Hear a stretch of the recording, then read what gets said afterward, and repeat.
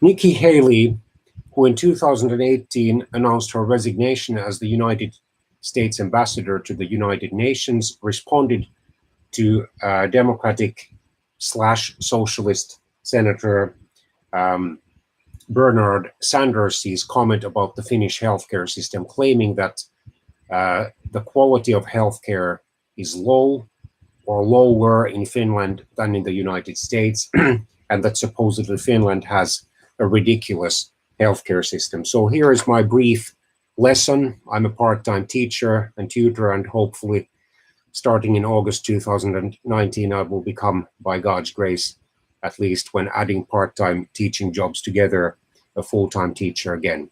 I would like to educate former Ambassador Haley on the Finnish healthcare system. Finland is one of the countries that have a national healthcare, public sector healthcare system. Of course, someone has to pay for it, and that's one of the reasons why Finland's income and other taxes are so high. However, the basic, essential life-supporting and life-enhancing healthcare services are available in Finland in the public sector health or trauma centers and hospitals to all legal, registered Finnish inhabitants, even those who are not Finnish citizens, regardless of their levels of income or savings or wealth.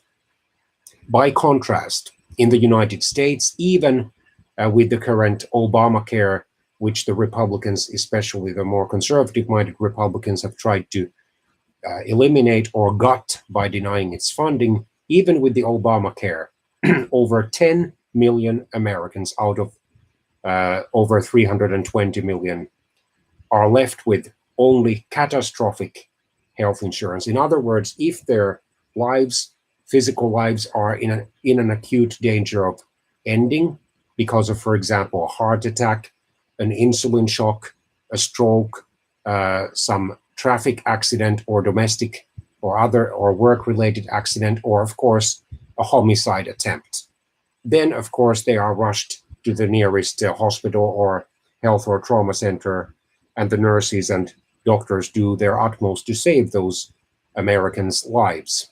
However, if those Americans who have only the catastrophic healthcare or health insurance manage to survive those acute health crises, then either they or their loved ones or their generous and compassionate friends or acquaintances or colleagues have to pay the bills if they are unable to pay those bills themselves. In Finland, this, at least under normal circumstances, would not be possible. And besides, Finland has instituted a system. I know this for a fact because my late mother, who suffered for a long time from arthritis and for several years also from osteoporosis, and near the end of her life also from heart disease or insufficient cardiac function, of which she died, and of diabetes. She had to frequently go to the hospital, but she told me, and this was probably over 10 years ago because she passed away in September 2010, that in Finland there is a maximum fee which is charged per year of those people who frequently have to spend time in the public sector hospitals. And she had, by that time, during that year, I can't remember which one, reached that limit. In the United States, unless the chronically sick people have, whether through their occupations or through their wealth, or because of Medicare, Medicaid, or Obamacare, a sufficiently designed health insurance coverage, then chronic illnesses can eat up their savings. This, under the normal circumstances, unless we're talking of very serious and very rare diseases, would probably not be possible in Finland.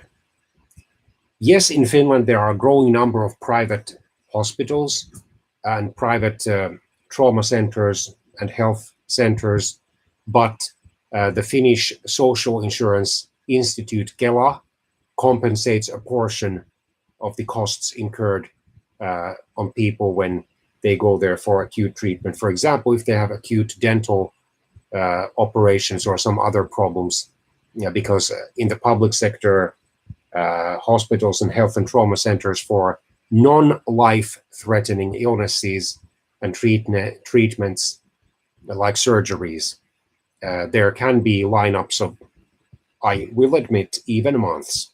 However, since we have this compensation system where a certain proportion of the costs incurred by Finland's residents who wish to get that treatment soon in private health or trauma centers or hospitals, a certain proportion, at least 25% of the cost is covered by the Kela Social Welfare Institute of Finland.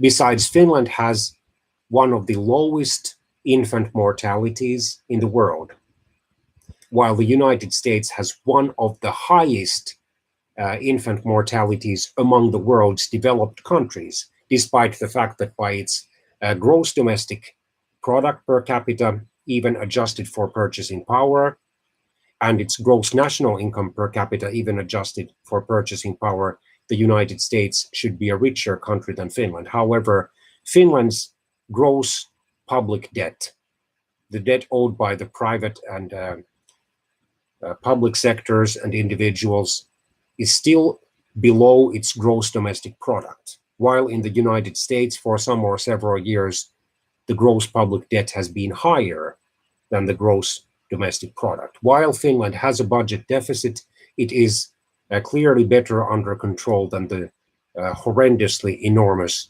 US budget deficit. Okay, let's look at this piece of news more in detail. The Finnish ambassador, I'm sorry.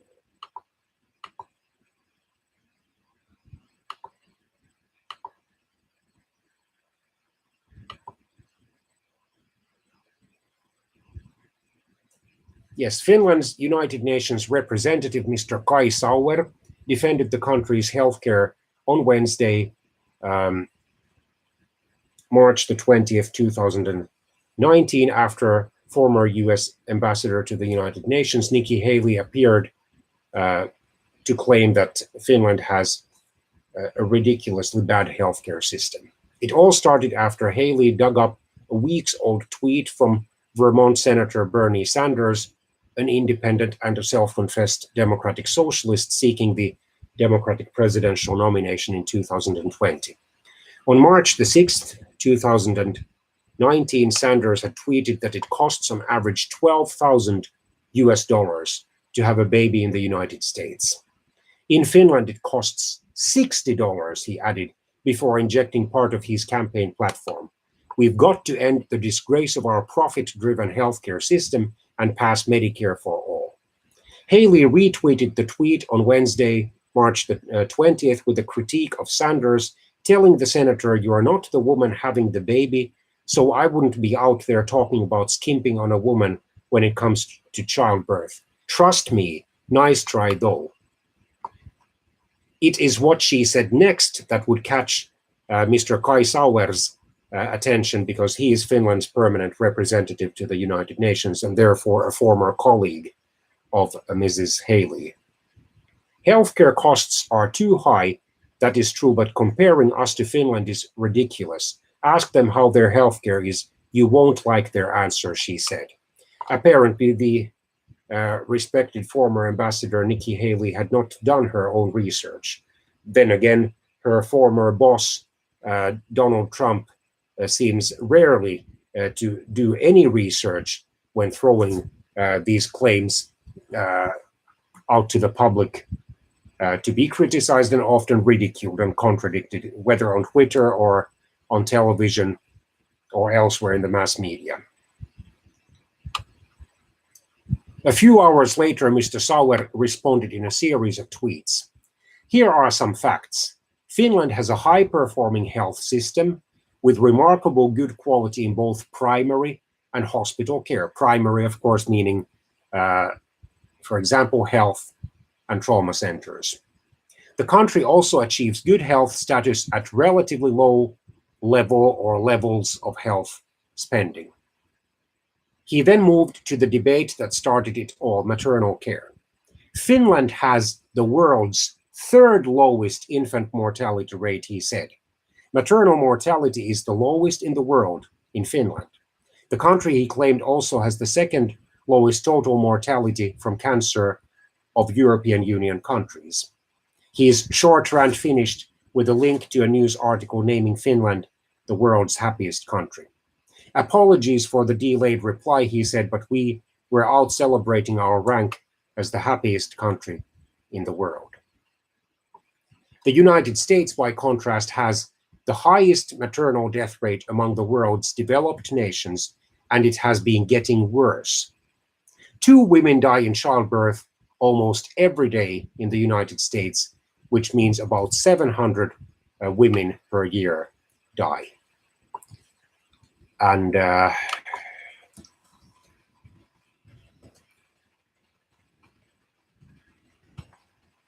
Splinter also criticized former Ambassador Haley. Sophie Weiner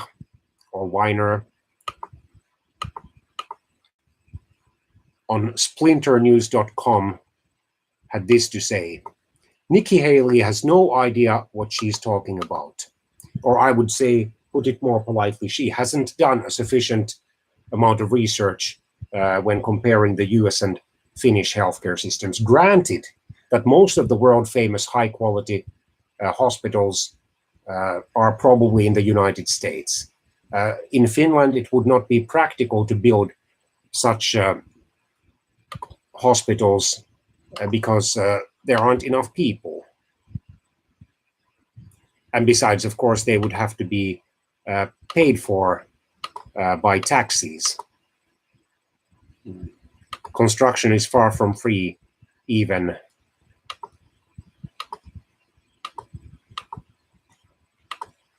in Finland, especially because of the country's northern and severe winter climate. But it has to be said that then those world-famous high-quality hospitals, such as the Mayo Clinic in Rochester, Minnesota, are ones where the lower-class Americans would have no access unless, of course, they belonged to the Medicaid program, which is meant for the Americans or residents of the United States who are living below the poverty line, or unless they happen to be 65 years old or older, in which case they can take advantage of the Medicare health insurance program for aged Americans. Well, for example, the late evangelist Billy Graham, who because of thrift, that is frugality, and because of his worldwide ministry was probably a rather well-to-do man, although he never boasted about his material wealth. He was often treated for physical ailments at Mayo Clinic. But we have to then remember that in the United States, most working class and lower class people, unless they happen to have a sufficiently covered health insurance, could not afford to spend any extended time in those fine hospitals. It's easy for former Ambassador Haley to say that because apparently she's in a good health and she is a rather well-to-do person. But if she was a welfare woman or a woman doing odd or low-paid part-time jobs, struggling to make ends meet, struggling to earn enough money, often having to work multiple part-time jobs to feed herself and her possible children and husband, then she would probably not boast about the United States having such a fine healthcare system, because the amount of access and the amount of coverage depends largely on the person's health insurance coverage, which depends largely on the amount of wealth and on the level of income or pension that he or she happens to have. In Finland, probably the most famous hospital, the Meilahti General Hospital in Helsinki, does have patients from various income groups, not only the wealthy. So, this is what Ms. Weiner had to say. The former US ambassador to the United Nations, Nikki Haley, decided to log onto the World Wide Web on March the 20th, 2019, to teach the 2020 presidential candidate and Medicare for All proponent, Senator Bernard Sanders, a little something about how things work around the world. Something she should know about, as you know, the former UN ambassador. Haley retweeted a post by Sanders comparing the insane cost of childbirth in the United States, an average of $12,000, to that in Finland, where childbirth costs a reasonable average of $60. This discrepancy to Haley is apparently good. She claimed that Finland has a bad healthcare system. Haley, one would have assumed, understands that the amount paid by healthcare consumers does not equal the actual cost of the services provided. It's not that Finland is only spending $60 on each woman who is giving birth. It's that the women themselves are only paying an average of $60 at the point of service.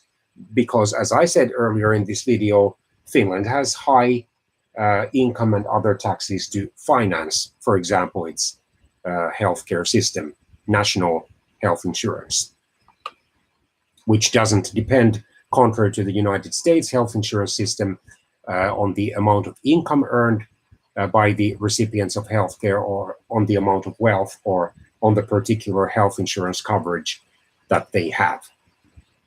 This is because, like most developed countries, the Finnish government has a system that actually takes care of people, meaning the registered inhabitants of Finland, legal inhabitants of Finland, regardless of their income level, using taxes to pay for a government-run system. And as I said earlier in this video, Finland has a growing number of private sector health and trauma centers and hospitals alongside the public sector trauma and health centers and hospitals to provide especially acute care for non-life threatening operations like the removal of teeth. And then, of course, those Finns who are wealthy can afford to be regularly treated in these private health and trauma centers and hospitals, even without the Finnish Social Welfare Institute, Kela's partial coverage of those higher costs. The Finnish system still costs less per person overall than the current American system because it is not nearly as wasteful, but it doesn't literally cost the country $60 to help a woman give birth. Beyond her apparently deep misunderstanding of how paying for healthcare works for normal people, Haley's other bright idea was to allege that apparently the Finnish healthcare system is terrible in general, which is obviously false. According to the US News and World Report 2019 Best Countries Survey, Finland literally has the best public healthcare system on earth. Well, as a native of Finland, I'm not sure if that is actually true, but I would say that Finland has one of the world's best healthcare systems as far as providing the basic health care services for people regardless of their income levels. But I would say that at least two other Nordic, or if you prefer the term, Scandinavian countries, Sweden, which is Finland's western neighbor, and Norway, which is Finland's northern neighbor, probably can afford to have more extensive, or somewhat more extensive healthcare services, although not much more extensive ones. But this is just one magazine survey data. By other measures like life expectancy, the United States ranks lower than Finland, despite being at least officially a wealthier country than Finland. And the Bloomberg index found that the US had one of the least efficient healthcare systems in the world, while Finland ranked at number 9. To bring it back to the topic at hand, childbirth, the rate of infant mortality in the United States is 3 times that in Finland, which had the lowest rate of infant mortality measured among European countries in a study conducted by CDC in 2014. Furthermore, the United States has the worst maternal mortality rate in the developed world. Time to call it a night, knowing as always that the United States is the best country on earth. Well, this was an ironical statement. And let's see what a journalist of the Finnish evening news tabloid, The Evening News, had to say. This is a simultaneous translation from the original Finnish. 1.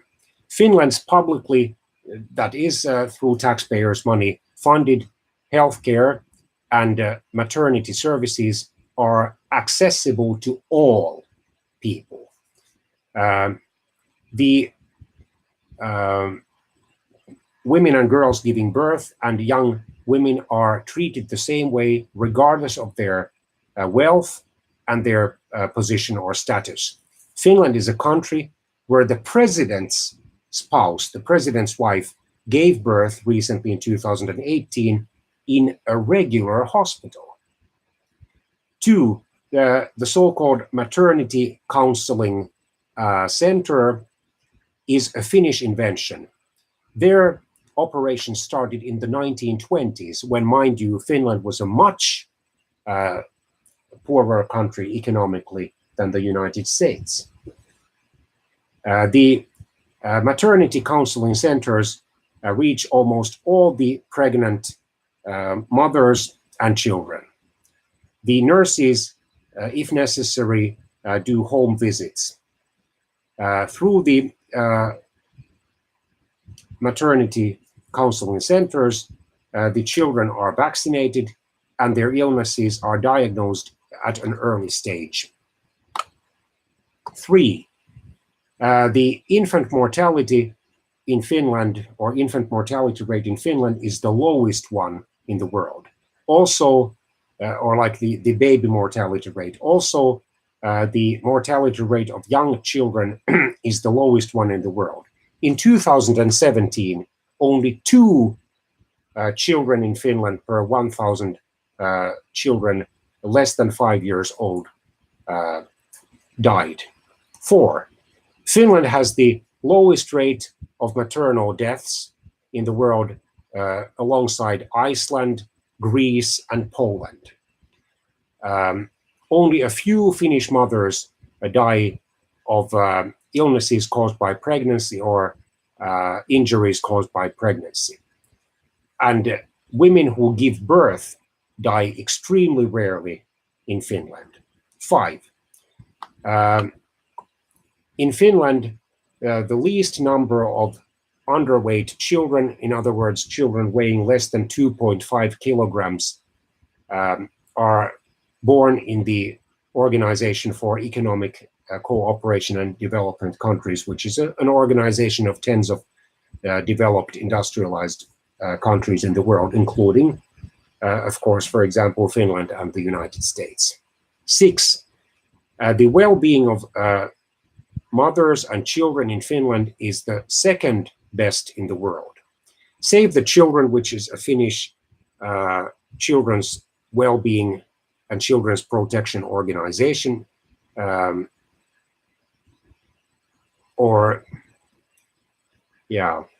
it's either a Finnish one or then an international one with a branch in Finland. Set or ranked 176 states in its survey or report, The Condition of the World's Mothers 2018, based on the mother's well-being. Only Norway surpassed Finland in that survey. 7, the maternity and paternity or family leaves in Finland are, by their added duration, the longest ones in Europe. In Finland, it is possible to go on a maternity leave, a paternity leave, or the parental leave, or a compensated infant care leave. In the report 8, in the report concerning marginalization by the Save the Children organization, Finland is in the 5th place. 9, the so-called maternity package is a Finnish invention, and a maternity allowance is granted to the mothers. The mother can choose either €170 assistance or the package. In the maternity package, there are children's clothes and tools. 10, Finland is the world's happiest country, says the United Nations Happiness Report. 156 countries are in the report. Of course, Finns do grumble about a lot of things, such as rising income gaps, such as a fairly high unemployment rate, such as the public sector services not always working as well as they should, or not always being as accessible as they should, and the weather, and of course immigration as well, in the form of in-migration. Finland will hold its next parliamentary elections on April the 14th, 2019, where there are 5 nationalist parties running, although only one of them is expected assuredly to win seats. But anyway, despite all that I said, former Ambassador Haley should do some studying about the world's countries and comparison. There would be these reliable reports available by the organization where she still worked last year, the United Nations. Obviously, she had not done her homework, but I'm sure that she is willing to get polite and informative and constructive feedback.